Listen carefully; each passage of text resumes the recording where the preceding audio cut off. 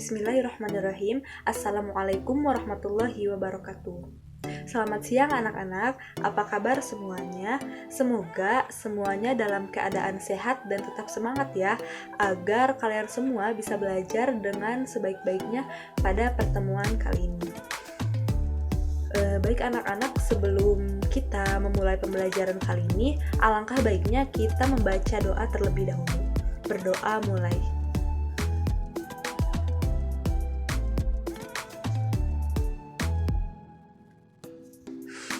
Berdoa selesai.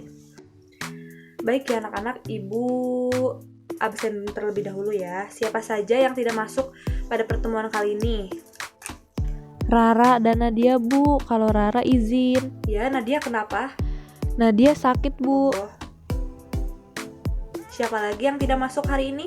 Fadil, Bu, tidak hadir. Dia izin. Oke. Kita lanjutkan ya.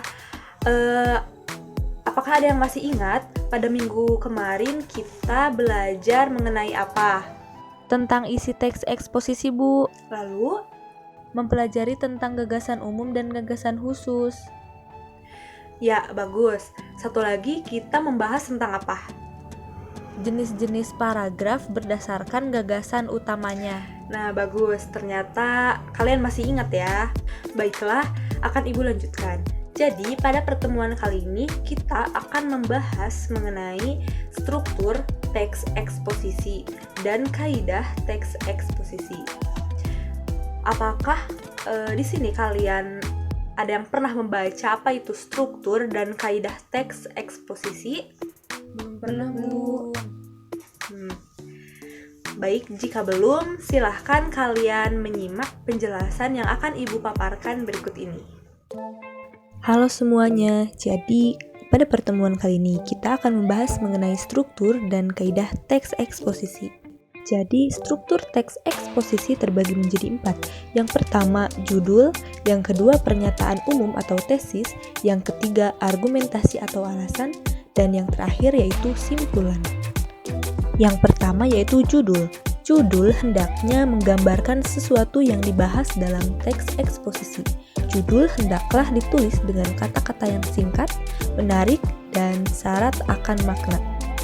Selanjutnya yaitu pernyataan umum atau tesis. Bagian ini berfungsi untuk memperkenalkan topik sekaligus menempatkan pembaca pada posisi tertentu. Karena dengan teks yang digunakan penulis itu ingin mengemukakan pendapat, maka pembaca bisa berada pada posisi yang sependapat atau pada posisi yang berseberangan dengannya. Selanjutnya, argumentasi atau alasan. Bagian dari teks eksposisi adalah argumen atau alasan. Panjang dan pendeknya bagian ini tergantung pada jumlah argumen yang telah kalian kenalkan secara garis besar di dalam pernyataan umum. Kemudian kalian menyebutkan ulang dan menjabarkan argumen tersebut dalam paragraf-paragraf. Pengembangan argumen menjadi paragraf ini dilakukan melalui penyajian contoh dan alasan. Dan yang terakhir ada simpulan. Pengulangan tersebut dilakukan dengan berdasarkan pada argumen yang telah disajikan di dalam bagian sebelumnya. Pengulangan opini bersifat pilihan, sehingga tidak semua teks eksposisi mempunyainya. Nah, selanjutnya kita ke bagian kaidah teks eksposisi. Jadi, dalam kaidah teks eksposisi ini terdapat 6 poin. Yang pertama, menentukan topik yang akan disajikan. Yang kedua, menentukan tujuan eksposisi. Yang ketiga, memilih data yang sesuai dengan tema. Yang keempat, membuat kerangka karangan. Yang kelima, pembahasan dengan mengembangkan kerangka karangan. Dan yang terakhir, membuat simpulan. Kalian perhatikan pada poin 1. Langkah yang pertama yang harus dilakukan saat membuat teks eksposisi adalah menentukan tema. Dengan menentukan tema, pada saat menulis kita lebih terfokus pada tema tersebut sehingga dapat lebih menjiwai tulisan yang dibuat. Selanjutnya ada menentukan tujuan eksposisi. Nah, setelah kalian menentukan topik yang akan dipaparkan, kita harus memiliki tujuan yang nantinya akan memberikan penjelasan dan pemahaman kepada pembaca. Nah, lalu memilih data yang sesuai dengan tema. Selanjutnya, yang harus dilakukan adalah mengumpulkan data atau bahan yang diperlukan dalam penulisan teks eksposisi.